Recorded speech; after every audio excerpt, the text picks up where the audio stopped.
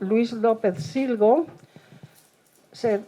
fue arquitecto con 23 años y en 1975, que es cuando acabó la carrera, nada más acabar, comenzó su compromiso cultural en el Colegio de Arquitectos de Granada, poniendo en marcha el Departamento de Información Colegial y coordinando diferentes comisiones.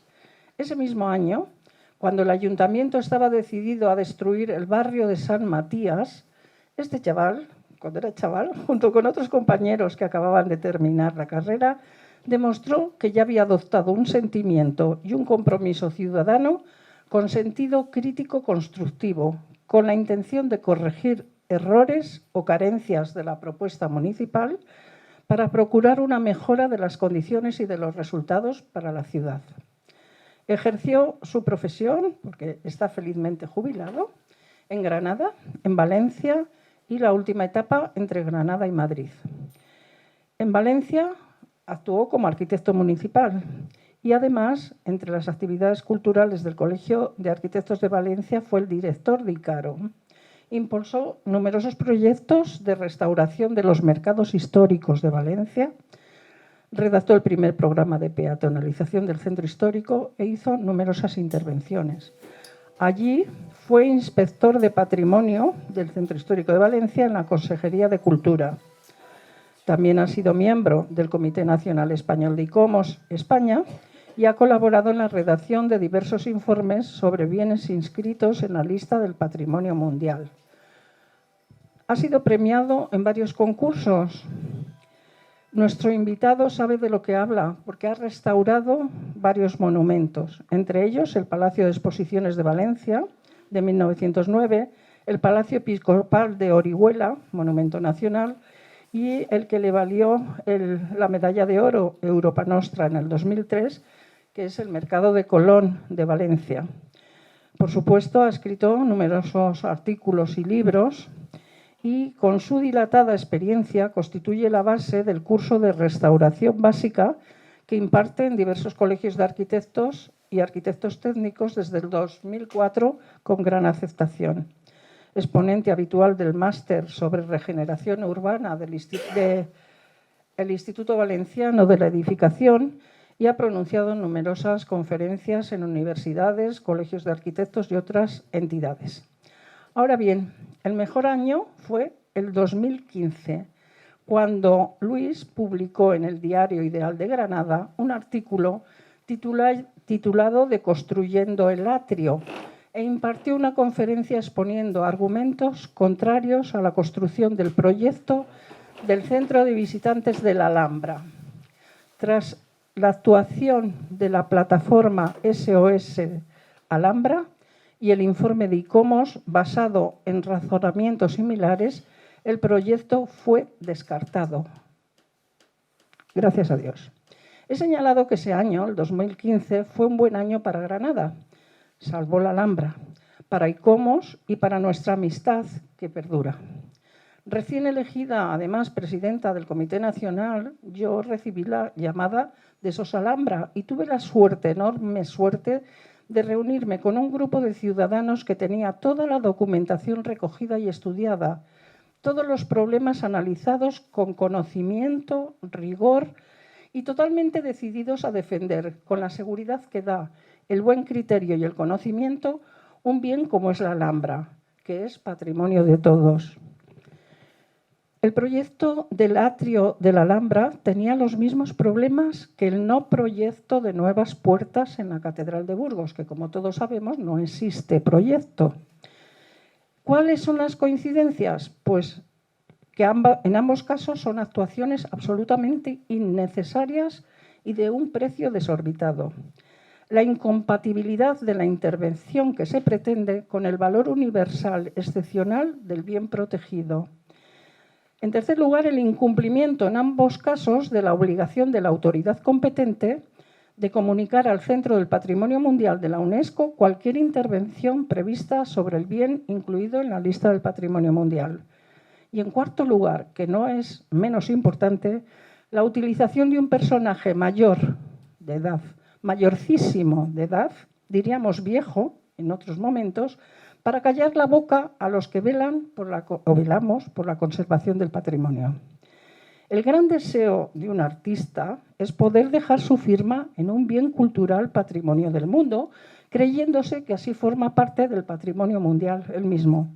Y sobre todo, a eso le ayuda su familia, que son los que realmente dirigen a estos personajes.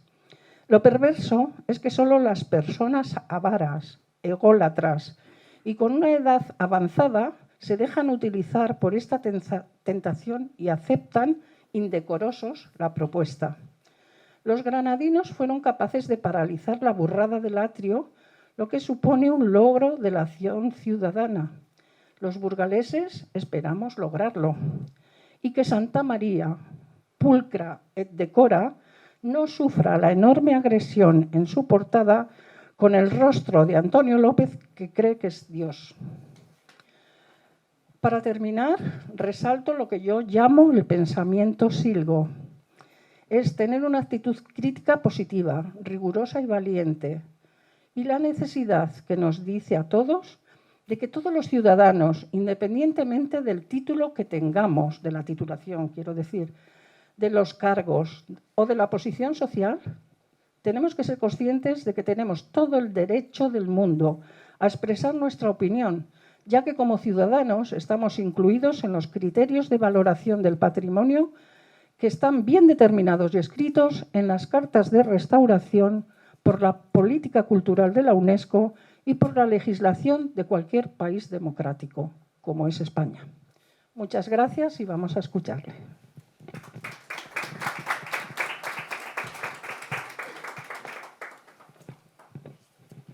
Bueno, buenas tardes. En primer lugar, muchas gracias a todos por su asistencia. Les ruego que disculpen un poco mi voz un poco estropeada para poder funcionar bien en este acto, pero espero que se escuche bien al fondo, al final, y que se pueda grabar. Lo que vamos a tratar esta tarde es un poco la universalidad de los desmanes que se cometen contra el patrimonio. Es decir, no vamos a hablar solamente de las puertas de Burgos, que también, pero vamos a empezar con unos ejemplos que son de otras ciudades españolas o de, por ejemplo, otras en Sudamérica, en Santo Domingo, que son un ejemplo vivo de estos tipos de atentados que se producen contra el patrimonio con la bandera de, como ha dicho Begoña, de alguna personalidad muy reconocida en el mundo, alguna persona muy mayor, manejada, manipulada por personas cercanas a ellos, muchas veces familiares, y que defienden unos intereses espurios que nada tienen que ver con el patrimonio. Bien, el título, como todos han visto, es Vaca Sagrada y Patrimonio Mundial, que se refiere precisamente a este tipo de personas.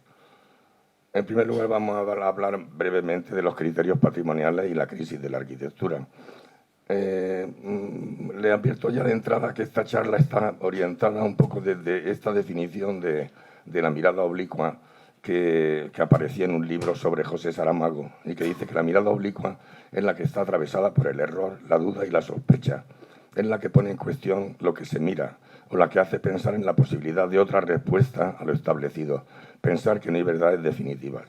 Con esta mirada vamos a poder ver algunos de estos ejemplos en los que muchos compañeros, por ejemplo, el otro día hablando con uno que había visto otra versión de esta conferencia que había impartido en Valencia, me decía que le había hecho ver las cosas de una forma distinta, es decir, ver en monumentos que muchas veces o en actuaciones se admiran simplemente porque ya va uno con la idea preconcebida de que como lo ha hecho don fulanito, don menganito, tiene que ser muy bueno, sin embargo le quedan desapercibidos algunos detalles que son muy importantes y que muchas veces están relacionadas con la especulación y con el dinero. Las intervenciones en patrimonio hasta avanzado el siglo XX no ha habido grandes transformaciones. Había una teoría del conservacionismo frente al intervencionismo.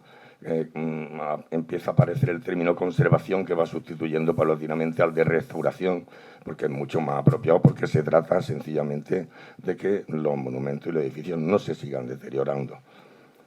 En los años de expansión económica, sobre todo hemos conocido aquí en España, aparecieron unos grandes proyectos encargados por las administraciones que se encargaban siempre a un selecto grupo de arquitectos que eran las estrellas de la arquitectura o las vacas sagradas de la arquitectura, que tenían sus estudios funcionando al 100%, porque tenían todo este tipo de encargos de una forma muy fácil, sin necesidad de hacer ningún esfuerzo, iban recibiendo los encargos.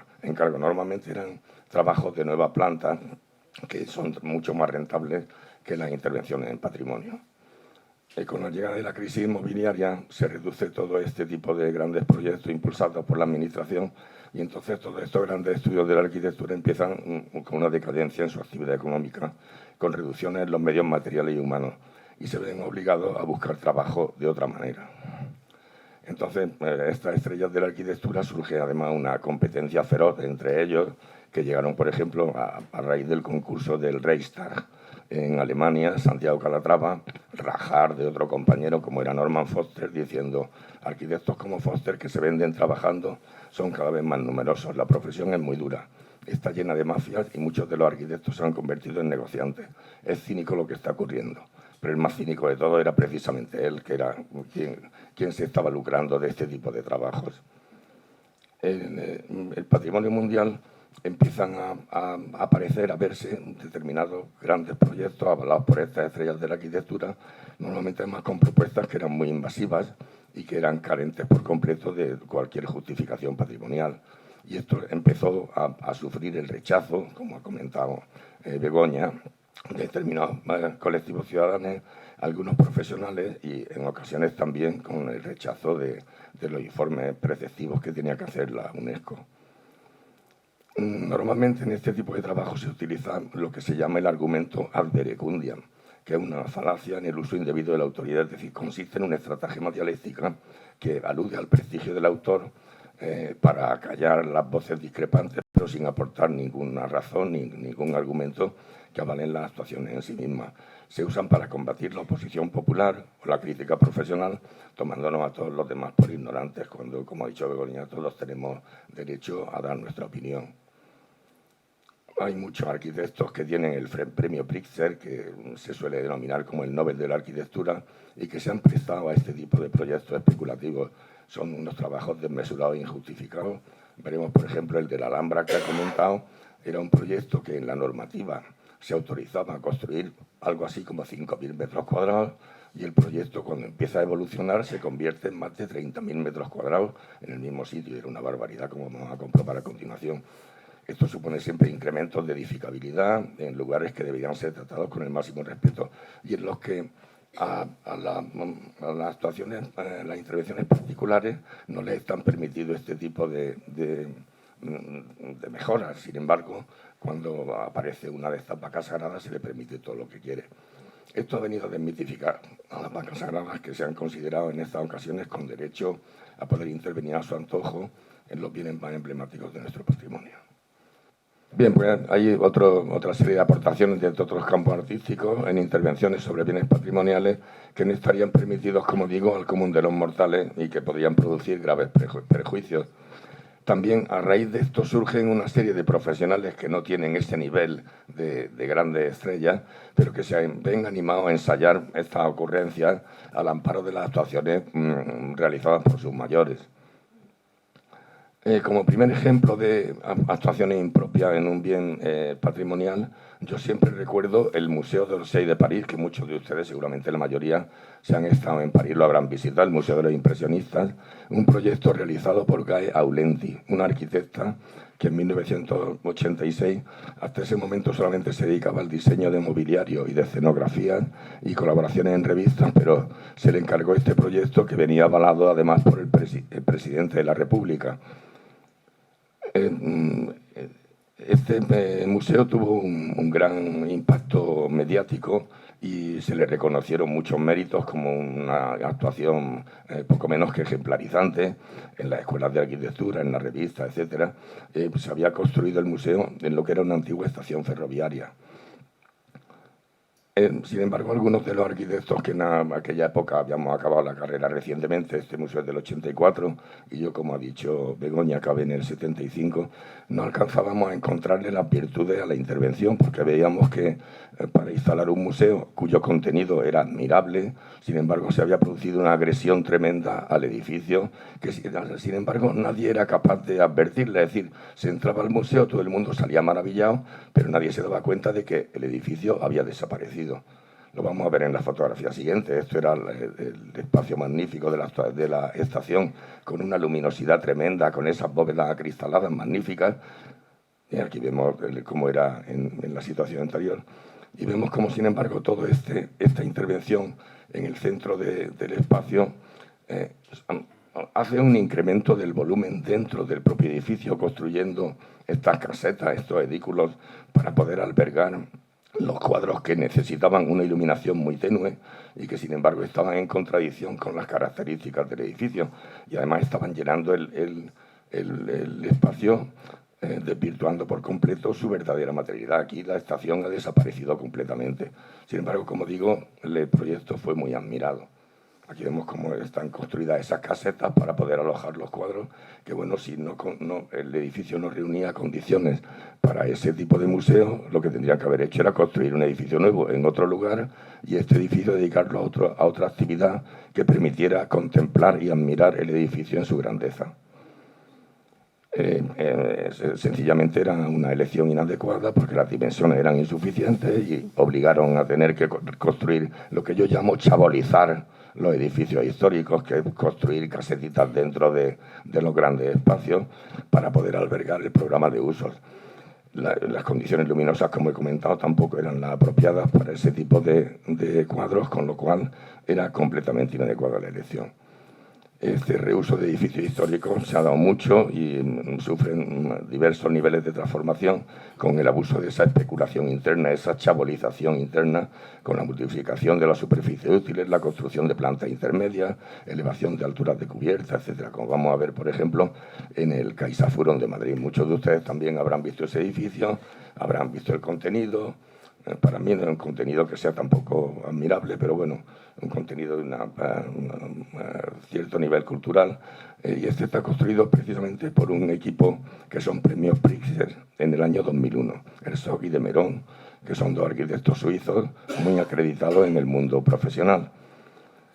En lo que era la central eléctrica del Mediodía en Madrid, en el Paseo del Prado, una zona que posteriormente a la construcción de este edificio en 2008 también se declaró Patrimonio Mundial. Enfrente del Jardín Botánico se hizo una construcción que le pasaba lo mismo. El programa de usos era mucho más grande que la superficie de la que se disponía en el edificio, con lo cual era una elección completamente inadecuada, pero se permitió una especulación tremenda porque venía de la mano de unos más profesionales muy acreditados. Este era el edificio original. No era un edificio con un gran interés realmente, pero estaba catalogado en el planeamiento y por lo tanto se debería haber respetado. Este es el proyecto, sin embargo, que se hizo. O sea, el edificio se duplicó, triplicó casi la altura, sin ningún tipo de explicación lógica. Se le rebaña toda la planta baja para hacer la sensación como que el edificio flota, algo que habrá costado además un dineral porque es un alarde estructural completamente absurdo e innecesario, pero ya está, con lo cual la conclusión es que le hubiera valido más o bien derribar el edificio y haber hecho que está la perspectiva completa del edificio, haberlo derribado y haber hecho un edificio nuevo completamente, si era ese el capricho que tenían, o sencillamente haberse ido a otro lugar a hacer aquella construcción. Este es uno de esos primeros ejemplos que digo que cuando uno va no se da cuenta ni de la aparatosidad de eso de que el edificio flote y uno pueda entrar debajo en un espacio que además es completamente absurdo, es un espacio oscuro, un espacio lúgubre, un espacio sin ningún tipo de valor arquitectónico ni cultural. Y sin embargo es un edificio que ha salido en todas las revistas y que ha sido muy alabado. La incógnita es eso, si tan escaso valor tenía el edificio, ¿por qué no se ha demolido? Y si el edificio realmente valía la pena estar protegido, se tenía que haber respetado y haber construido ese museo en otro sitio. O sea, el coronarlo con esa peineta moderna en mitad quitándole su cubierta y triplicando el volumen al final. Todos estos ejemplos tienen luego, en el fondo, una base especulativa, es decir, un sitio donde aparece mucho dinero para poder repartir. Aquí tenemos el ejemplo que ha comentado Begoña del atrio de la Alhambra. Aquí también se utilizó un arquitecto bastante mayor, tiene ya 80 y tantos años, Álvaro Siza, arquitecto portugués, previo Pritzker también en el año 1992, para poder hacer algo que no se le hubiera permitido a ningún otro. que era construir un centro de visitantes en el mismo recinto de la Alhambra, a 50 metros de la propia muralla. Se basa en el atractivo del monumento, de un monumento internacional, y se ampara en el prestigio de uno de los autores, el arquitecto portugués Ficisa Vieira. Normalmente estos proyectos suelen ir acompañados, la gran estrella de la arquitectura, de un conseguidor local. O sea, hay un arquitecto local que se maneja bien en los medios de la administración y que está bien relacionado políticamente con los entornos políticos de la ciudad, y va de la mano con una estrella internacional para poder hacer estos proyectos. Una es la parte, digamos, del trabajo sucio, y el otro es el que pone la firma. Esto se hizo mediante un concurso internacional en el que todos los miembros eran nacionales. Es decir, se hace un concurso internacional y no había ni un solo arquitecto de prestigio internacional. Eran todos funcionarios de la Junta, con lo cual estaba garantizado que iban a conseguir el resultado que se hubiera previsto. Se falla el concurso en febrero de 2011, con el proyecto Atrio Puerta Nueva, donde estaban Álvaro Siza y el conseguidor local Juan Domingo Santos. Allí en Granada le llamamos el niño de la Alhambra. Da clase en la Escuela de Arquitectura, también muy típico que este tipo de personajes, de conseguidores, están en las escuelas de arquitectura, escriben en las revistas de arquitectura, que es toda una especie de círculo cerrado de personas que se animan y se ayudan entre ellos. Esta era una maqueta del proyecto, una maqueta en el que el gran volumen que está por aquí se pinta todo de blanco para que no se note la barbaridad que se iba a hacer, sino sencillamente se pinta de blanco las curvas de nivel, los edificios preexistentes, etcétera, para que no se note la barbaridad. Tenía un presupuesto inicial de 11 millones de euros y, sin embargo, al poco tiempo descubrimos que se le abonan por el concurso, se le abonan 2 millones de euros, es decir, un 20% de honorarios, algo que era impensable. Y eso lo que quería decir es que sencillamente ya se había incrementado la superficie y se había incrementado el presupuesto hasta 50 y tantos millones de euros, sin que hubiera tenido un concurso público. Realmente, si cambia unas condiciones tan tremendas como cambiar de 5.000 metros a 30.000 metros, debería de haberse vuelto a convocar. Sin embargo, todo bajo mano se iba haciendo. Entonces se crea la plataforma SOS Alhambra, formada por el Centro Artístico de Granada, al que yo pertenezco ahora, y a otra entidad y colectivos, y hacen pública su posición mediante un manifiesto, información en prensa, recogida de firmas, conferencias, etcétera. Hubo un rechazo casi unánime de la sociedad granadina, incluso de todos los grupos políticos municipales, excepto el grupo socialista, que era el que promovía la iniciativa, y todos los grupos llegaron incluso a firmar el manifiesto cuando se les presentó. Esta es la noticia del rechazo a la construcción, de la formación de la plataforma. Esta es la cabecera del artículo que yo escribí en prensa. Yo entonces no tenía ninguna relación con el centro artístico ni con el mundo cultural de Granada, porque prácticamente había vuelto de Valencia de estar trabajando durante un montón de tiempo y me había instalado también en el ámbito rural, como parece que vamos a acabar siendo todos, y escribí este artículo desde mi retiro, y entonces fue cuando conectaron conmigo en el centro artístico y me uní a la plataforma. Dimos estas conferencias que tuvieron un lleno completo sobre la barbaridad del atrio, con el título de Deconstruyendo el atrio. Las características del proyecto eran, muy brevemente, se las voy a contar, incumplían la normativa, había un incremento de volumetría, tenían un excesivo tamaño, destruía la vegetación, estaba a escasa distancia de la muralla, una proximidad de los vehículos a la Alhambra, y producían un alto impacto. El incumplimiento de la normativa, por ejemplo, en respecto del patrimonio mundial, el bien de interés cultural con su delimitación en el entorno, el plan general, que era un espacio libre de uso público, el plan especial de la Alhambra, incumplía todo. Esto era el entorno de protección de UNESCO, aquí es donde se pretendía construir, y esto es el recinto de la Alhambra. Todo esto es la zona de protección y la zona buffer, la zona tampón. Esto es el exceso de volumetría. El planeamiento permitía dos plantas semienterradas, y sin embargo se construían 3 plantas saliendo por encima del terreno, con mayor altura de la permitida. O sea, todo se incumplía todo. excesivo tamaño. Fijaros, este es el tamaño del Palacio de Carlos V, que era el edificio más representativo de la Alhambra porque es el más contundente, y este era el tamaño del volumen del atrio. En la zona donde se iba a construir había un arbolado que estaba protegido y, sin embargo, se pensaba destruir completamente. La proximidad a la muralla, esta es la zona, la situación del atrio, y esta es la muralla de la Alhambra. Aquí está el Palacio de Carlos V y había unos 60 metros de distancia, o sea, una barbaridad. La proximidad de los vehículos, allí ya hay unos aparcamientos que lo mejor que se podía hacer era suprimirlos, y sin embargo lo que se pretendía era hacer más aparcamientos con un acceso de los autobuses hasta 50 metros de distancia de la muralla.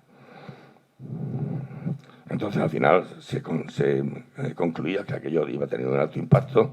Nos pusimos en contacto con ICOMOS, que entonces presidía Begoña, y se presentaron inmediatamente en Granada, tuvieron reuniones con el patronato, tuvieron reuniones con nosotros, y bueno, enviamos toda la información de que disponíamos. Y cuando llegaron a Granada, precisamente se encontraron con un hecho insólito, y es que la directora del monumento había sido destituida porque se iba a procesar por malversación de fondos y otra serie de delitos de los que se le está jugando ahora. Tuvo que dimitir la directora del Patrimonio, acusada de malversación y prevaricación. Si lo hubiera hecho ahora, hubiera salido de rositas, porque como han quitado esos delitos, estaría estupendamente en su casa. Entonces, un año después, ICOMOS Internacional emite su informe diciendo que se rechaza completamente el proyecto por ser demasiado invasivo, y se utilizan argumentos muy parecidos, argumentos que eran los argumentos de la lógica y de la normativa, los mismos argumentos que estábamos empleando nosotros desde el principio. Al final se concluye que el proyecto es inviable porque modificaba radicalmente la Alhambra. Y aquí hay un caso curioso, es que justamente en esa fecha la presidenta de la Junta de Andalucía aparece en la prensa diciendo: es que ese proyecto era inviable. Oiga, pero si lo ha promovido usted, es que ese proyecto se iba a cargar la declaración de Patrimonio Mundial de la Alhambra, pues no haberlo promovido. Bien, parecido a ese, otro proyecto también de otra estrella de la arquitectura, en este caso una estrella de la arquitectura española, como es Rafael Moneo, muy reconocido por otra serie de trabajos que hay que reconocerle que ha hecho bien, pero ya quizás con la edad que tiene y con una hija arquitecta trabajando en Sudamérica, pues quizás le han llevado a este proyecto que vamos a ver, que son las ruinas de San Francisco en Santo Domingo. Es también premio Prix en 1996. Bien, antes de comentar esto, sí que quiero contar un mínimo detalle, porque además es cercano. Cuando Moneo hizo un proyecto en Ávila, al lado de la muralla, en la Plaza de Santa Teresa o Mercado Viejo, que era también una barbaridad, era otra operación especulativa. Derribaron un edificio de 4 plantas para hacer uno de 5. Y además Moneo decía que estaba mucho mejor la proporción con 5 plantas que con 4. Claro, el bolsillo siempre cuenta. Bien, pues en esa ocasión, cuando estuve investigando sobre este tema de los grandes arquitectos, la estrella de la arquitectura, fue cuando surgió precisamente el nombre de Vaca Sagrada, y es porque en un periódico local de Ávila, un periodista, un comentarista de esos que hacen una columna a la semana o algo así, llegaba a decir respecto a ese proyecto: bueno, ya todos sabemos que Moneo, Rafael Moneo, es una de las vacas sagradas de la arquitectura. De ahí me vino la idea para el nombre. Ya se ha construido el proyecto de Santa Teresa. Y bueno, como Rafael Moneo es una de las grandes vacas sagradas de la arquitectura, ahora ya tenemos en Ávila una boñiga suya. Bien, pues esto de la República, de las ruinas de San Francisco, es también el primer monasterio que se construyó en el Nuevo Mundo, en Santo Domingo, en el centro histórico de Santo Domingo, que está medio derruido y tiene alrededor un amplio espacio libre, que es una especie de pulmón de la zona colonial, donde se hacen celebraciones. Los domingos se reúne la gente para bailar el son, y es un sitio muy querido por los dominicanos. Es un conjunto además que fue consolidado y puesto en valor en 1973. Incluye las ruinas del convento, una zona arqueológica aledaña y un área verde y zona de jardines, es decir, una especie de zona de recreo de la ciudad. Aquí vemos una fotografía, estas son las ruinas del monasterio, esta es la zona verde con zona arqueológica, y aquí lo que se pretendía era, con el aval de Rafael Moneo, de la mano de su hija, el hacer una gran operación especulativa comercial, como estamos acostumbrados en otros sitios. Estas son las ruinas que había, una zona, bueno, pues tratada con sencillez, con humildad, pues claro, allí tampoco se ve que tiene muchos medios. Entonces, de pronto se plantea un gran proyecto comercial que afecta a distintas zonas de la ciudad de Santo Domingo, mediante un sistema de concurso. Pero entre otras está la reconstrucción del monasterio, en esta zona precisamente la reconstrucción del monasterio, y colmatándola toda la manzana con un gran centro comercial y aparcamiento, privatizando el uso del espacio público.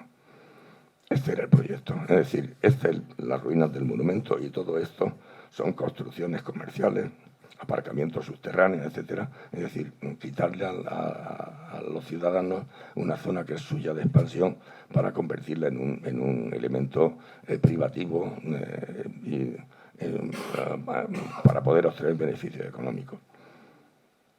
Aquí vemos la comparativa de lo que eran las ruinas del monasterio, que estaban aquí. Se reconstruye todo, además, con este sistema, quizás como más anglosajón. Sí, cuando en la zona mediterránea se hacen reconstrucciones, son muy respetadas. Algunos tienden a llamarle falsos históricos porque tienden a no dañar la vista con estos contrastes tan grandes del hormigón blanco, del acero corten, de este tipo de materiales que tienden sencillamente a destacar lo que he hecho yo sobre lo que ya había hecho la historia, es decir, esa egolatría predominante en el mundo de la arquitectura. Y entonces aquí pues, resulta que pretendían hacer este tipo de reconstrucción. Esto es una fotografía de cómo estaba en las ruinas del monasterio y todo reconstruido con hormigón blanco. Esto sería el interior, es decir, por mucho que pongan esculturas de su amigo Chillida, la barbaridad se sigue apreciando perfectamente. Es decir, cuando se hace una reconstrucción con el criterio latino, con el criterio mediterráneo, se tiende a hacer que no sea tan llamativa, que no predomine lo nuevo sobre lo antiguo, sino que se note una unidad, una homogeneidad, ¿no? Una cierta armonía, aunque haya alguna forma de distinguir lo antiguo de lo nuevo, pero una forma sutil. Es como hacen los restauradores de cuadros. Un restaurador de cuadros, si tiene que recuperar una pintura que está en ocre en un cuadro, no lo pinta de verde para que se note que es nuevo, sino que lo pinta de ocre y luego le pone una trama muy sutil, unos punteados, alguna cosa para que el experto que va y lo mira de cerca sepa reconocer y distinguir lo que es antiguo de lo que es moderno, pero que la visión de conjunto, la visión general, sea una visión homogénea y armónica. Bien, esto supuso también un gran rechazo popular y profesional. Y esto yo quiero recalcar aquí lo profesional porque en Granada nos encontramos completamente solos de profesionales. El Colegio de Arquitectos se puso a favor del proyecto del atrio, mientras que los ciudadanos estábamos en contra y entre los ciudadanos nos contábamos un número muy escaso de arquitectos y de profesionales. Si pregunta uno a la mayoría de arquitectos españoles, a todos les parece muy bien el atrio precisamente por el argumento advericundian porque dicen que si lo ha hecho don Álvaro Siza tiene que ser una maravilla. Y entonces aquí nos encontramos, sin embargo, en este caso de Santo Domingo, los arquitectos y los profesionales se pusieron en contra y lo manifestaron públicamente. Arqueólogos, o sea, hubo un rechazo profesional completo, hubo manifestaciones, hubo una serie de actos y al final se consiguió parar aquella barbaridad. El informe de ICOMOS que vino a continuación, el Consejo Dominicano dijo que el proyecto que se pretende ejecutar afecta de la manera más negativa a la autenticidad del monumento, autenticidad, que es un valor importante en este tipo de casos. Solicita que se estudie una nueva propuesta, etcétera, y ceñida a las directrices internacionales de UNESCO y ICOMOS sobre la intervención en ruinas patrimoniales. Perdón, voy a un poco de agua.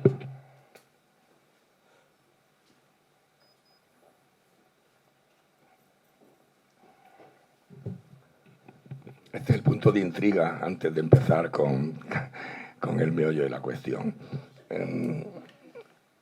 A estas vacas sagradas de la arquitectura se nos ha sumado ahora de pronto también una vaca sagrada de la pintura y también pretendidamente la escultura, aunque yo creo que Antonio López no es un gran escultor. Las puertas de la Catedral de Burgos que tenemos aquí cerca, un ejemplo que todos conocen, por eso estamos aquí,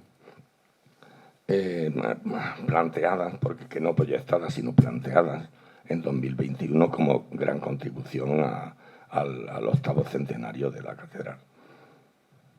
Esta es la situación, esta es la plaza, a ver si lo veo bien, la Plaza Santa María aquí, ¿no?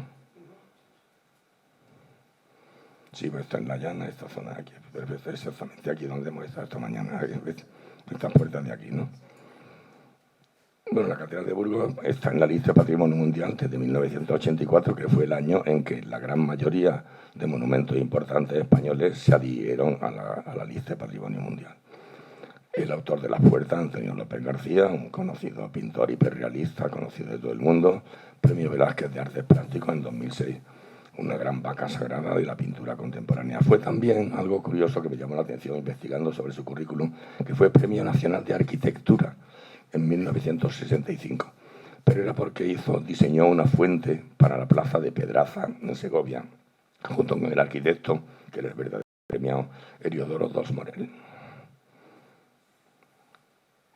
Lo que se pretendía aquí por parte del Cabildo era, en principio, declaraban que lo que querían hacer en la memoria de la documentación que se presentó, que querían hacer un monumento conmemorativo del octavo centenario de la Catedral de Burgos, mediante la realización de unas puertas en bronce en la fachada de Santa María. Esta segunda parte es la que viene a ser un poco contradictoria con la primera, porque hacer un monumento conmemorativo no consiste en amputar un monumento ya existente, sino pues, se puede hacer un monumento conmemorativo completamente exento en cualquier lugar de la ciudad, y seguramente hubiera sido una gran idea y muy bien acogida por la mayoría de los burgaleses. Pero lo que se pretende es amputar una parte original, auténtica de la Catedral de Burgos, para colocar allí una creación que puede ser muy interesante desde el punto de vista aislado respecto del contexto, pero que sin embargo está produciendo un gran daño a un monumento como es la catedral. Decían en alguna entrevista que como no se han realizado aportaciones desde hace más de 2 siglos, ahora resulta que hay que hacer aportaciones a los monumentos. Aparte de las aportaciones del cepillo, no sé qué más aportaciones quieren. Ahora el momento y la oportunidad de realizarla, pasando a construir el gran legado de la celebración de los 800 años de la catedral, al cual llegamos ya con 2 años de retraso, por lo menos, como es típico también en este gran artista, el no entregar los trabajos a tiempo. Dicen además que mejorará la portada, completará la iconografía, enriquecerá el templo y se integrarán en el conjunto del templo, y el templo amortiguará el posible impacto visual.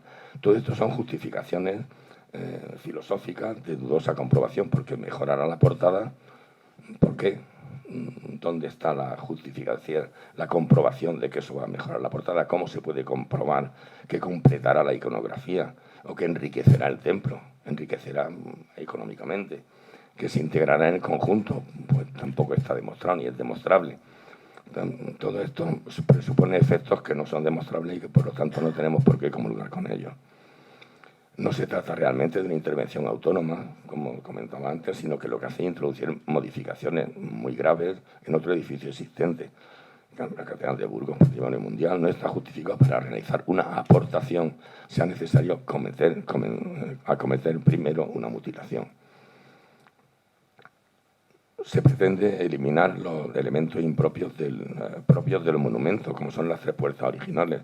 Serán de mayor o menor calidad, pero igual que otros elementos, que en todos los monumentos hay unos que tienen mayor calidad, otros que tienen menor calidad, depende también de quién los valore, pero eso no quiere decir que tengamos que hacer una selección y una limpia de quitar cosas que no nos parezcan que tienen una calidad que a lo mejor en otro momento histórico, sin embargo, sí que son bien valoradas. Y se pretende sustituir por otras que no gozan del privilegio de suscripción en la lista de Patrimonio Mundial. Claro, de esta forma el artista puede presumir a continuación de que su obra es patrimonio mundial, pero por pegarse a un monumento que ya lo es, no porque haya sido declarado patrimonio mundial por sí mismo. Esto, pese al mérito reconocido del autor, esto vuelve a ser la falacia ad verecundiam, que consiste en escribir la categoría del autor para blindarse ante las críticas que están plenamente justificadas en este caso y en los otros casos que estamos viendo esta tarde. Este es el estado de las puertas, que este estado hace un par de años o 3 me mandaron unas fotos, pero pero sin embargo hoy en día se ve que están bastante más deterioradas. Creo que tengo por aquí una fotografía, la hemos visto esta mañana, y eso sencillamente muestra de que se ha dejado de hacer una conservación de esos elementos, pero claro, esto en lugar de justificar el que se tengan que cambiar, lo que hace es una acusación, es decir, una grave acusación sobre el Cabildo, que no está cumpliendo con su deber de conservación, porque es obligación de la autoridad eclesiástica hacer que esas puertas se mantengan en buen estado, mientras que no se hayan retirado de ahí o se les haya retirado la protección. Es falso, por tanto, que, como se ha dicho en algunos medios, que carecen de valor artístico y presentan un alto grado de deterioro. El deterioro que tienen son unas simples afecciones que pueden ser corregidas con unos trabajos de mantenimiento normales y corrientes sin ningún método excepcional. Esta es la imagen de lo que se presentó como gran logro, como gran maravilla, además diciendo que esto pretende representar el misterio de la Encarnación, que a lo que está dedicado la catedral, que representará a Dios Padre, la Virgen y el Niño Dios. Y evocarán el misterio de la Encarnación. La Virgen y el Niño, según el propio autor, están inspirados en su hija y en su nieto. Esto es bastante típico en la mayoría de las construcciones, que los canteros, los arquitectos, los maestros de obras representasen a su familia en los sitios, pero normalmente en sitios con bastante más discreción, en una gárgola, en algún sitio decorativo pequeño, pero no como la parte principal y central de la decoración de cualquier monumento, y mucho menos cuando se adivina enseguida una gran similitud entre el rostro de Dios Padre, que está colocado en el centro, y el rostro del propio autor. Es decir, se está representando a sí mismo en un sitio con un ejercicio no sé, pues de arrogancia y de egocentrismo que la verdad es que nos parece impropio primero de un artista de esta categoría mundial y de un sitio en el que eso es como el que estamos viendo. Esto sería el cambio que se produciría en la catedral. Realmente, claro, dentro de todo el conjunto tampoco es que se aprecie una barbaridad, pero cuando uno se acerca y se encuentra con aquella cara, pues le da un susto que sale corriendo. Luego hay otro detalle menor, pero que me parece también necesario mencionarlo aquí, son lo que llaman por dentro las cancelas, que son este artefacto horroroso. Dicen que está hecho para poder cumplir con los sistemas de accesibilidad, para poder poner unas puertas correderas, unos tal, pero al final, y para que se vean, dice además que con esto pretenden que los óculos que hay encima de esas puertas laterales que se puedan ver, pero es mentira, como se aprecia. La propia imagen que ellos presentan contradice lo que están contando en la memoria. Y aparte que son horrorosas, esto incorpora aquí ciertos detalles de madera que dice que reproducen los ornamentos de las cancelas antiguas Tabamoto. O sea, un contrasentido completo. Es un diseño absurdo que chirría con la catedral y no cumple con la pretensión de que se dejen ver los óculos por el interior. No se justifica tampoco el elevado presupuesto de estas dos partes. Luego, sin embargo, lo más importante también, sobre todo, bueno, aparte de la cuestión estética que acabamos de comentar, o ya casi moral, es muy importante entrar en los aspectos técnicos que no se han tenido en cuenta en absoluto. No se tiene en cuenta la magnitud del relieve saliente.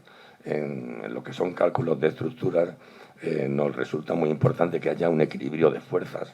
Si nosotros a un elemento vertical le colocamos un gran peso por una de las partes y por la otra no tiene un contrapeso, eso tiende a hacer una fuerza tremenda de vuelco que le produciría a la parte de arriba del anclaje, produciría unas tensiones tremendas en las fábricas de piedra que podría llegar a lesionarlas de alguna manera.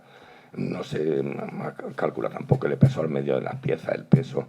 No se ha definido en absoluto cómo van a quedar las caras interiores de eso, si va a ser una plancha lisa, si va a tener decoración, si va a tener relieve, ni el sistema estructural interno que resiste, porque son unas placas de bronce de fundición, pero tiene que llevar una estructura interna que sea la que tenga resistencia de verdad. Los anclajes a la estructura muralla, tanto de la parte de abajo como de la parte de arriba. Todo eso nos han hecho estudios y comprobaciones de los incrementos de carga en los apoyos y los giros, la excentricidad de la carga respecto al plano y mucho más importante, ahí es una zona donde está dando el sol todo el día. Eso produce unas dilataciones y contracciones tremendas de los materiales metálicos, pero además produce unas diferencias de dilatación tremendas entre los elementos de bronce de la fundición y los elementos de acero que tendrían que soportarla, con lo cual podríamos llegar a unas situaciones que dicen que son reversibles, pero yo entiendo que no son reversibles. Cuando se produce una lesión tremenda allí, hombre, se podría reparar, pero habría que intentar evitarlo.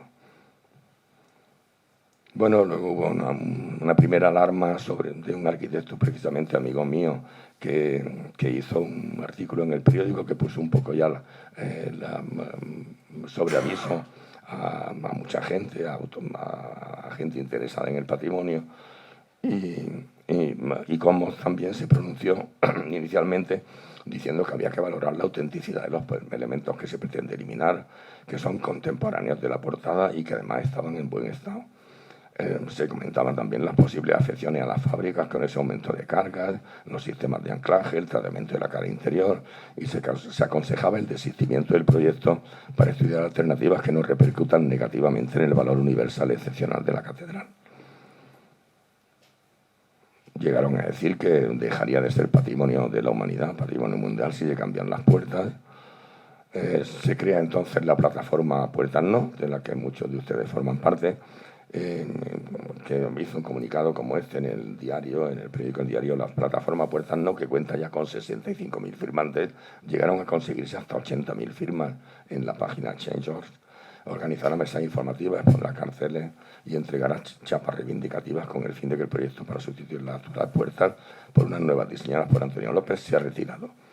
Las actuales puertas están en buen estado, las nuevas puertas se encargan en 2019 sin los permisos necesarios, y que nos une la indignación y la preocupación por el monumento que amamos ante esta caprichosa e innecesaria alteración de su noble imagen.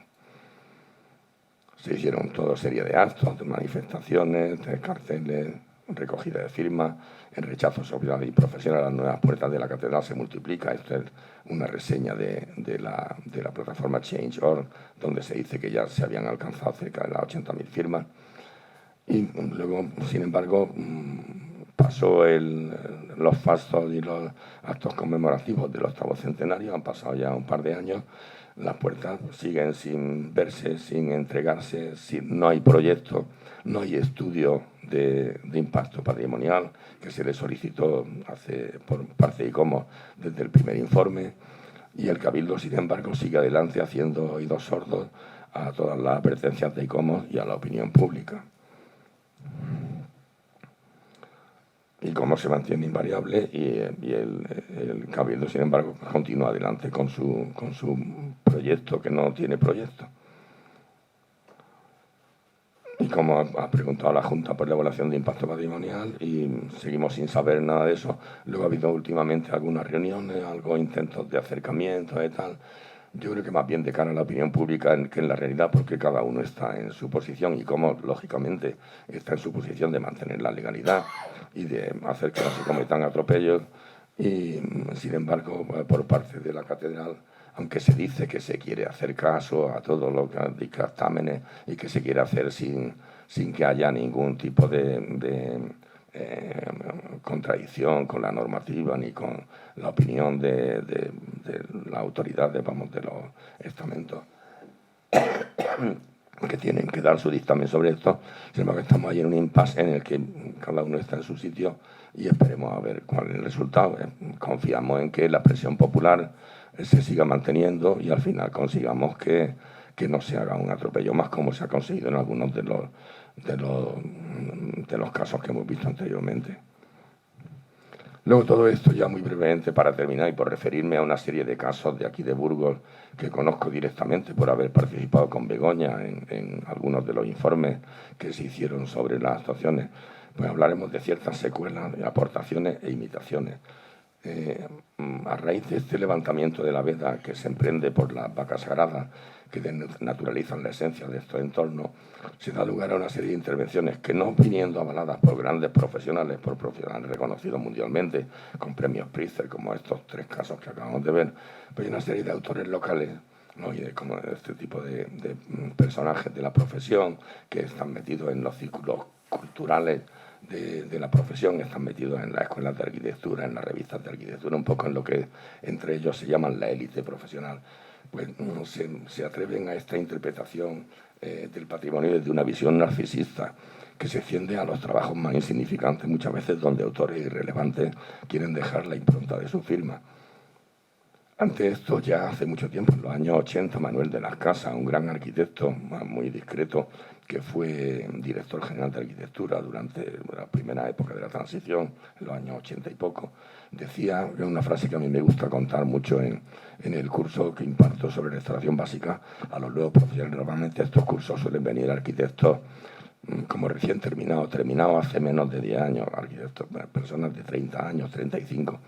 Y este compañero decía con muy buen criterio que no debemos considerarnos con el derecho a alegar un patrimonio monumental adornado de formas y gustos efímeros, fruto de las intervenciones de agentes y profesionales que piensan más en su propia exhibición que en la imagen auténtica del propio edificio. Esto debería estar grabado a fuego en la puerta de entrada a todas las escuelas de arquitectura y en muchos otros sitios.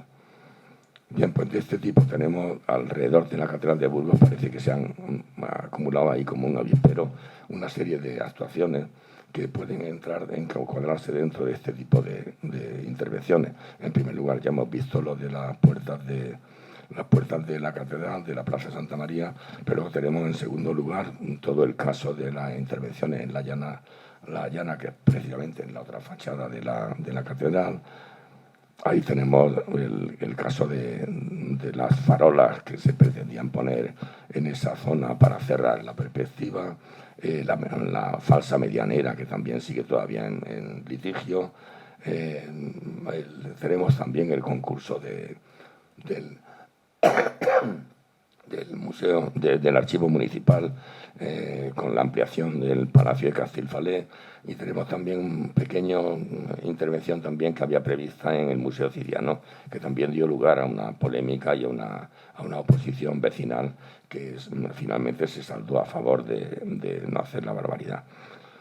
El concurso de reurbanización y remodelación de las Llanes de 2016 ganó el proyecto Retablo Urbano y se centraba sobre todo el proyecto en la restitución virtual de la volumetría de los edificios demolidos en 1893 para ampliar la visibilidad de la catedral. Eran unos edificios que llegaban prácticamente hasta el ábside, hasta la capilla de los Condestables, y se demolieron para dejar una plaza, un espacio más amplio delante que permitiera una contemplación de esa zona de la catedral. El proyecto pretende cerrar de nuevo esa perspectiva sobre lo que llaman ellos el retablo exterior, que es una intervención de Francisco de Colonia en el año 1517 en esa fachada de la capilla de los Condestables. Esta era la planta de intervención. Aquí vemos la manzana construida, esta es la zona que se demolió. También se demolieron otros edificios aquí en esta parte, y esta es el ábside, esta es la capilla de los Condestables, y esta es la perspectiva que se pretendía reconstruir. Esa recreación virtual se ha hecho ya en parte en base a una profusión de desniveles y de bancadas que realmente no pueden ocultar su dependencia de la instalación de terrazas de hostelería y no se perciben realmente como la traza de los edificios desaparecidos. Yo creo que la gente que pasa por allí no entiende realmente por qué esos mármoles negros y esos mármoles grises y esa combinación de tanto escalón y tanto peldaño en una zona que antiguamente era una explanada con una cierta pendiente, pero que podía servir para usos múltiples. Luego también había una serie de postes de 14 metros que alojaban el alumbrado y que pretendían, como vamos a ver en alguna foto, pretendían evocar esos muros de las casas demolidos, pero sin conseguirlo en absoluto. No se consiguen los resultados pretendidos, por lo que las explicaciones que intentan justificarlos se quedan en una simple declaración de intenciones. Yo me acuerdo que en una reunión que tuvimos con ellos, entonces yo les contaba el caso que se atribuye a Le Corbusier cuando era pequeño, que le preguntó la madre puso un jarrón de flores en el centro de una mesa en el comedor, y al niño se ve que no le gustaron. A don Le Corbusier, pequeñito, no le gustaron aquellas flores. Y dijo, mamá, ¿por qué pone ese jarrón en el centro de la mesa? Y la madre dijo, hijo mío, bueno, para que haga bonito. Y el niño preguntó, ¿y por qué no hace? Es decir, las cosas no dan el resultado que uno pretende solamente por unas buenas intenciones. La arquitectura es una ciencia de resultados. Si el resultado no acompaña a la intención, pues resulta que es que el planteamiento ha sido malo. Esta es la zona, estaba antes sencillamente en 2 niveles, con un muro aquí que tenía 1 metro así de altura y había 2 esplanadas, y esto es lo que se ha transformado. Esta es la medianera de la que hablamos y esta es la capilla. Bueno, esto es lo que se ha hecho ahora, toda esa serie de bancadas y peldaños además con unos desniveles que van desde 0 hasta 50 centímetros, que es lo más peligroso que hay para tropezar, para caerse, para torcerse un tobillo, etcétera, etcétera. Y luego al final, de lo que aquí vemos todo ese tratamiento. Entonces, ese escalonado gradual, que en esa fragmentación del plano de tierra, con esa cantidad de obstáculos, de barreras, de bancadas, bordillos, peldaños, barandillas, de niveles de altura variable con posibles traspiés y caídas. Al final dicen que reproducen las trazas, pero yo eso considero que en realidad es una excusa para privatizar el espacio público, es decir, para crear unas terrazas más horizontales que lo que había, porque lo que había seguramente era incómodo, para poner las mesitas de los bares y todas esas cosas, y para ese espacio que antes era de uso público para cualquier tipo de celebración, pues convertirlo en un espacio que se privatiza, como nos ha pasado con la pandemia, que se extendieron las terrazas de los bares por todas las plazas y todos los espacios públicos, y hemos perdido el control de ese espacio. Luego, además, lo que es la construcción del pavimento se hizo con un sistema que yo tampoco lo veía desde el principio, porque es una especie de terrazo ciclópeo. El terrazo es un pavimento que todos conocemos, que está hecho con trozos de mármol, que es una piedra muy resistente, pero trozos desiguales, trozos un poco de desecho, que se juntan y se rellenan los huecos con cemento, con mortero y con polvo de mármol. De manera que luego eso se prensa y se constituye un material que con bastante poco poro, con lo cual no absorbe la suciedad.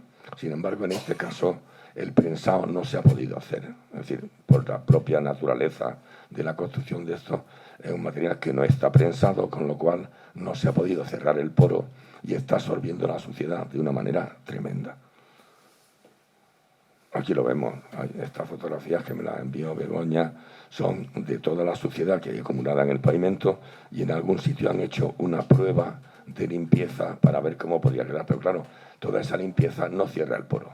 Esa limpieza lo que hace es que, como con el chorro de arena en los muros de la catedral, descascarilla la parte sucia, con lo cual cada vez se va comiendo más el material, pero esa parte sucia, como no tiene el poro cerrado, se volverá a ensuciar y así estaremos hasta el infinito.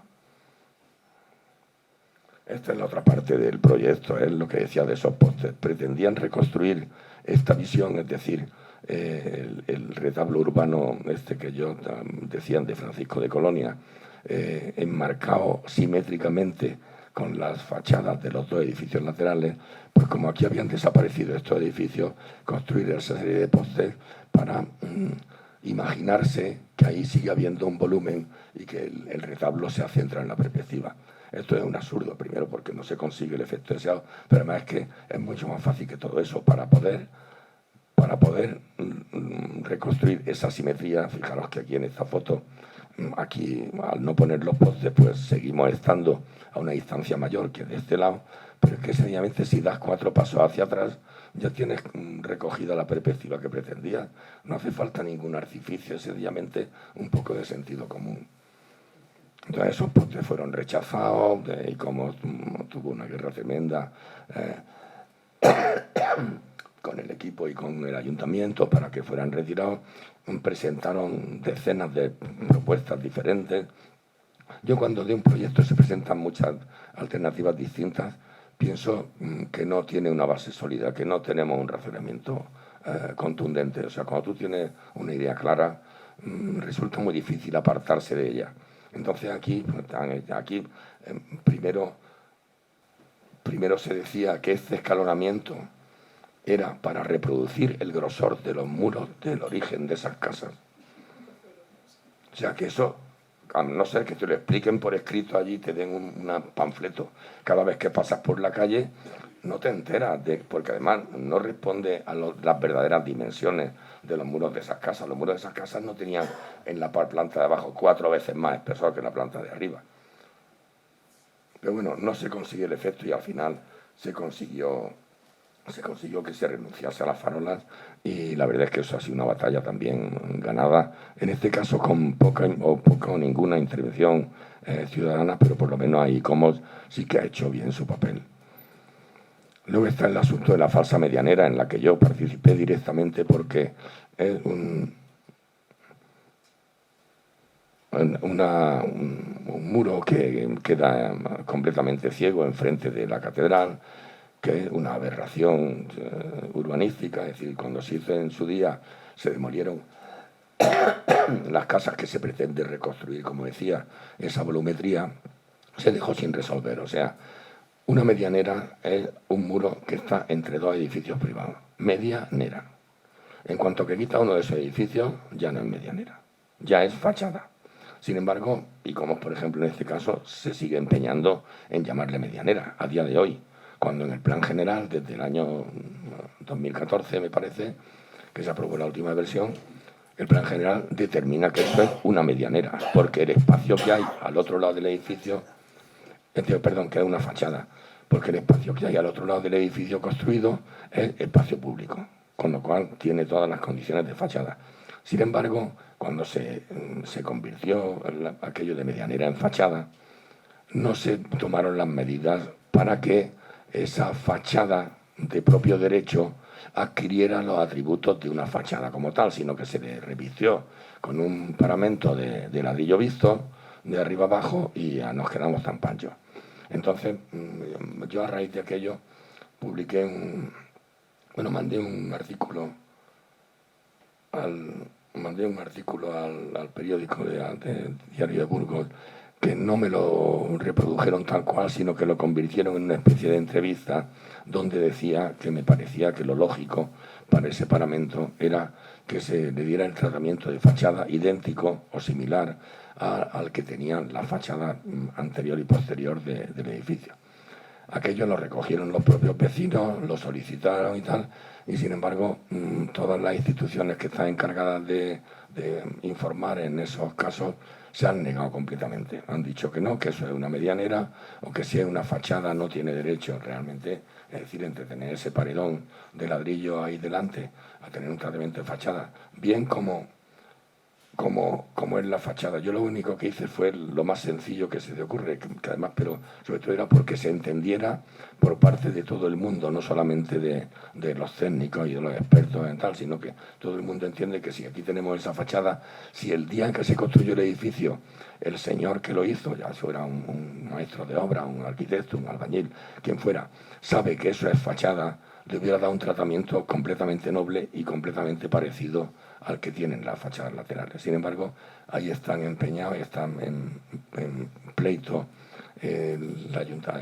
los propietarios con el ayuntamiento y con la consejería, porque estos siguen enrocados en que eso sea medianera, o sea, fachada no tiene derecho a abrir esos huecos. El tratamiento que el proyecto de que gana el concurso le da a ese muro es un tratamiento. Ellos dicen que hacer una fachada copiando la que hay se llama falso histórico.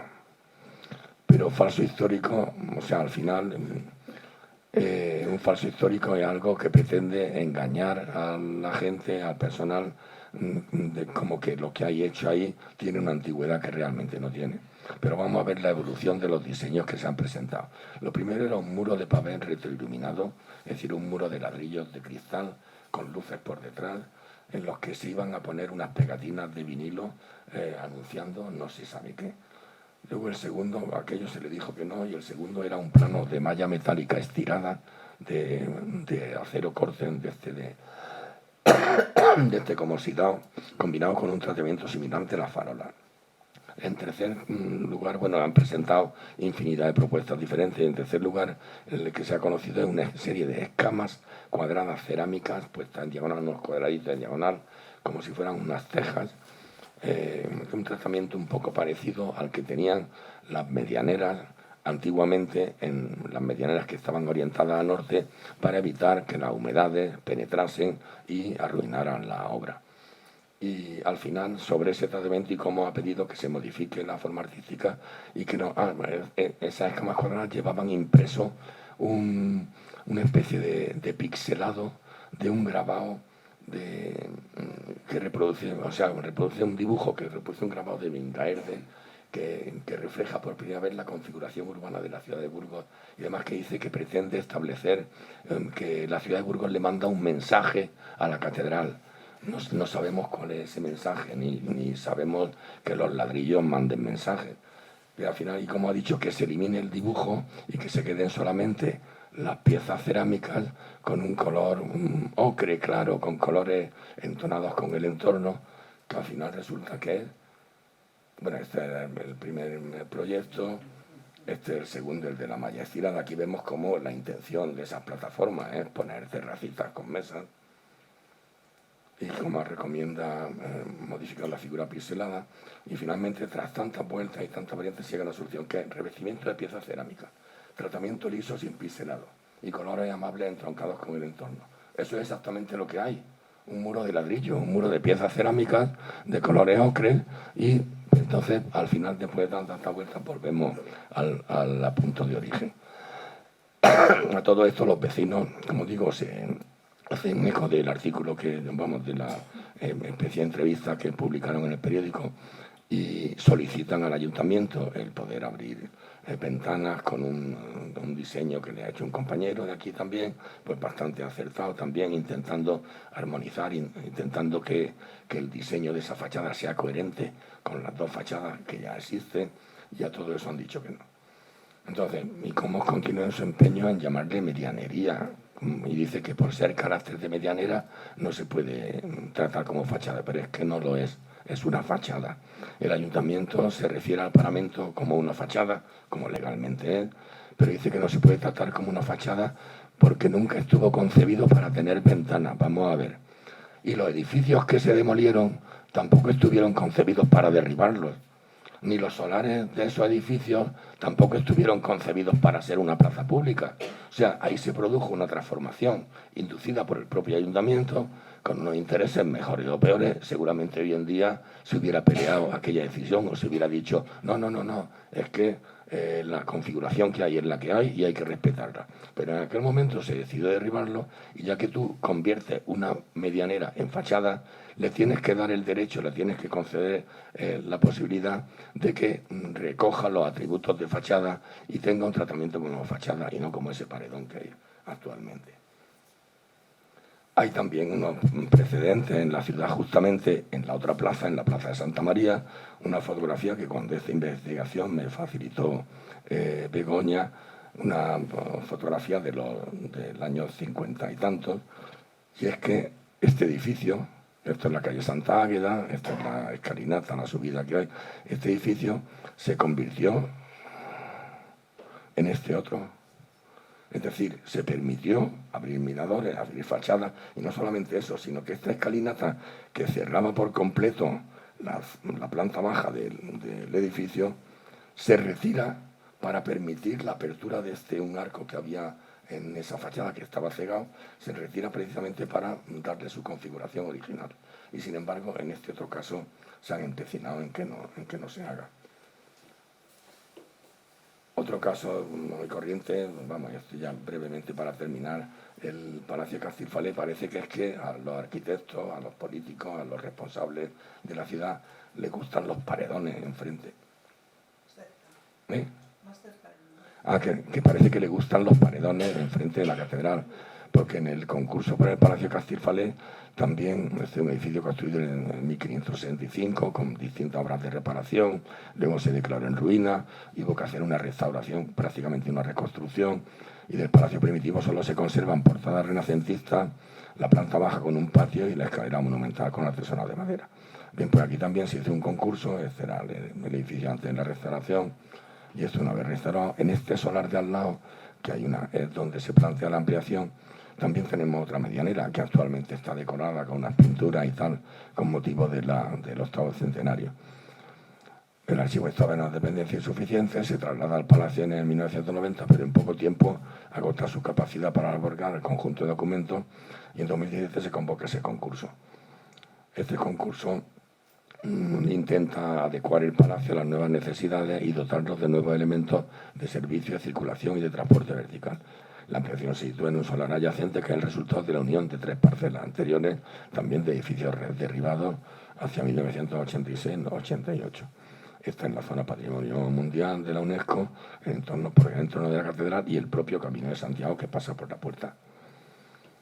Este es el plano, esta es la traza del edificio del Palacio Antiguo y estos son los 3 solares donde se pretende la actuación. Gana el concurso un proyecto titulado Privilegios Sisa y Alcabalas, que formaliza el edificio con una gran pared ciega frente a la catedral, también de ladrillo, a escasos metros de su fachada. Hay que decir aquí que el ladrillo es un material que en el centro histórico, por el planeamiento, está prohibido. El ladrillo cara vista está prohibido en edificación tradicional, residencial, y solamente está permitido para edificios monumentales combinados con la piedra natural. Aquí resultaba que la suma de superficies del edificio más la ampliación resultaban insuficientes para cumplir las necesidades, que es una variable que se da generalmente en casi todo este tipo de casos, y es que siempre hay un programa que excede la capacidad del edificio en el que se ha proyectado. En este caso también es previsible la obsolescencia del archivo en un plazo más o menos breve, porque si ya eran insuficientes los metros de que se disponía, cuando el número de documentos sigue aumentando, aquello se va a saturar y va a haber que hacer otro traslado, posiblemente en un plazo inferior a 20 años. Entonces, como este proyecto, el que se le dio el ganador, vio que faltaba superficie, le añadió una planta más. Y propone que se haga un estudio de detalle para poder hacer esa planta más. El estudio de detalle es una figura urbanística que no te habilita para poder incrementar la superficie. Para poder incrementar la superficie hay que hacer una modificación del plan general. Y no se hizo. Con lo cual, este proyecto, que era lo que se ve, también otro paredón de ladrillo, este proyecto resulta impugnado. Bueno, también hay que decir aquí que del proyecto, como en el caso anterior, del estado actual, con la medianera de ladrillo, bueno, actual no porque está pintado, pero del estado en que se estaba en ese momento la medianera forrada de ladrillo, al proyecto que se presentaba, la diferencia visual era prácticamente ninguna. O sea, al final estábamos manteniendo el mismo tipo de estética. Entonces, este proyecto, el jurado hace caso omiso de esa situación en la que se propone un incremento de volumen sin seguir los pasos legales, y no puede alegar ignorancia porque estaban los políticos, representantes de cultura, del cabildo, de los colegios de arquitectos y de aparejadores, por el ayuntamiento, otros representantes, y sin embargo aquello lo dejaron pasar. Y entonces uno de los concursantes que había cumplido las normas y no había obtenido el premio, lo impugnó, el concurso fue anulado, y aquello supuso pues, un gasto inútil asumido por el ayuntamiento, es decir, por todos nosotros. Los gastos ocasionados por el concurso, los honorarios del equipo que hubo que pagar, y también el trabajo gratis de todos los arquitectos que habían presentado un proyecto con su mejor voluntad y con su mejor buena fe, y sin embargo se dieron con un concurso completamente anulado. Se volvió a convocar y diciendo que había obligación de adecuarse al ordenamiento urbanístico, algo que no es necesario decirlo porque era obligatorio. Y eso sí, con un incremento del presupuesto de 2 millones inicial a 3 millones de presupuesto, porque es cierto también que el presupuesto inicial era insuficiente. Bueno, esto se le da el premio también a otro proyecto, se llama El Camino que Habito, con una tipología similar al premio anterior, también con paredes completamente ciegas, condicionadas por el contenido. La imagen del conjunto se diferencia poco de la medianera de ladrillo, pero vuelve a haber polémica y vuelve a haber nuevos recursos entre los propios concursantes, con lo cual el concurso se encuentra nuevamente impugnado. La imagen que transmiten ambos proyectos se diferencia poco de la medianera actual, es más propia de una nave almacén en un polígono industrial, y resulta absurdo que un espacio privilegiado para la contemplación de la catedral no aproveche esta feliz circunstancia para propiciar espléndidas vistas de su fachada. O sea, a mí me parece completamente absurdo que teniendo un sitio con unas posibilidades de tener la fachada de la catedral al alcance de la mano, se construye un edificio que es un paredón.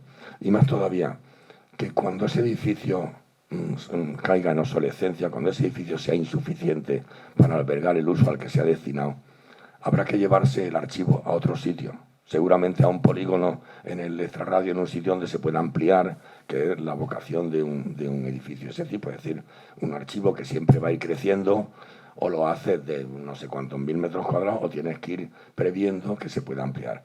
Cuando ese archivo se vaya a otro sitio, ¿qué va a pasar con ese edificio? ¿A qué uso se va a poder destinar?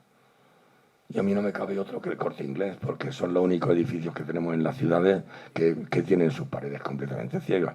Cuando si ahí se hiciera un edificio con unas buenas cristaleras, unos buenos ventanales, por ejemplo, un museo de arte que permitiera desde las salas poder estar contemplando la catedral, que es una pieza magnífica de arte, pues seguramente sería algo más adecuado. Y ya para terminar, de verdad, el centro cidiano, un pobre proyecto súper pequeño, muy desgraciado. En el antiguo asador de Aranda se pretendía la rehabilitación del edificio para usos dotacionales y de esparcimiento. Se contrata también, mediante un estudio de detalle, el proyecto arquitectónico y el proyecto de contenido. O sea, no solamente el edificio, sino también el programa de usos del interior. Este es el edificio que todos conocemos. Esto era una foto antes de que se hiciera la urbanización de La Llana. También las exiguas dimensiones del edificio obligan a... Bueno, el plan general permitía una planta más, algo que no se entiende muy bien, porque en la terraza, en la cubierta de ese edificio, había una zona que es un mirador, que cuando se declaró el Camino de Santiago, ese mirador formaba parte de la delimitación del Camino de Santiago, y era un sitio donde los peregrinos se paran a contemplar la catedral, donde es una zona como de esparcimiento peatonal, y algo que no se entiende muy bien, que en el plan general se hubiera dispuesto que eso se podía ocupar para hacer una planta más. Pero el caso es que el proyecto ganador lo incorporaba, y con lo cual iba a desaparecer el mirador ese. Entonces hubo también un movimiento ciudadano. Bueno, el proyecto incluía una fachada cristalada para intentar que esas vistas no se perdieran, pero tenían que ser unas vistas desde dentro del edificio, con lo cual solamente serían accesibles mientras el horario de apertura del centro cidiano, y además posiblemente mediante el abono de una entrada, es decir, otra privatización del espacio público a que nos tienen acostumbradas nuestras administraciones. Luego también la escalera se situaba en la misma fachada, con lo cual era una interferencia a las vistas. Este era el proyecto que había. El dibujo no se entiende muy bien, pero este es un plano de cristal y aquí está la escalera, con lo cual no sabemos desde dónde se pueden recuperar esas vistas. Solamente desde los peldaños de la escalera, la gente puesta allí en los peldañitos mirando hacia la catedral. No tenía mucho sentido porque no estaba justificado la actuación, y Comas también recomienda desistir del cidiano y buscar una alternativa sin añadido impropio, es decir, sin añadir esa planta que se pretende incorporar. Entonces hay recogida de firmas, acciones en el mirador, una campaña mediática, una presentación masiva de una alegación que ayudamos a redactar, en la que se solicita el desistimiento del estudio de detalle y el respeto de la volumetría actual, atendiendo a la legalidad y la normativa vigente. Eso produjo una reconducción del proyecto respetando el mirador existente. Se recogieron más de 2000 firmas también contra este museo. Una serie de actuaciones, estos anuncios que se planteaban públicamente. Esto al final nos llega, quiero concluir esta cita animando a que continuemos, quiero concluir esta charla animando a que continuemos con esa exigencia de información a las administraciones, tal y como dice también y como en su normativa, que dice que la administración, los estados partícipes, tienen que informar antes de aprobar los proyectos, es decir, tienen que informar de las intenciones de modificar o de transformar de alguna manera los espacios patrimonio mundial. Los ciudadanos también tenemos que solicitar que nos den información antes de tomar las decisiones, porque si nos las dan cuando las decisiones están ya tomadas, la información no sirve para nada, solamente sirve para el pataleo. Entonces, sí que tenemos que seguir haciendo que se nos facilite esa información en tiempo y forma y seguir participando y seguir mostrando nuestra opinión, agrupándonos y reuniéndonos de las maneras en las que consideremos más efectivas, mediante plataformas, clubes, asociaciones, etcétera, para poder hacer un mínimo control de las actuaciones de la Administración y permanecer esa organización ciudadana y no dejarnos que nos sea arrebatada o que no sea secuestrada ni por los partidos políticos, ni por la administración, ni por los ayuntamientos, ni por nadie, sino que los ciudadanos tenemos que tener nuestra propia voz y tenemos que seguir en esa lucha. En realidad, como hemos visto en estos casos, en la mayoría de los casos que hemos presentado aquí esta noche, han dado un resultado positivo y esperamos que sea igual también para lo de las puertas de la catedral. Muchas gracias.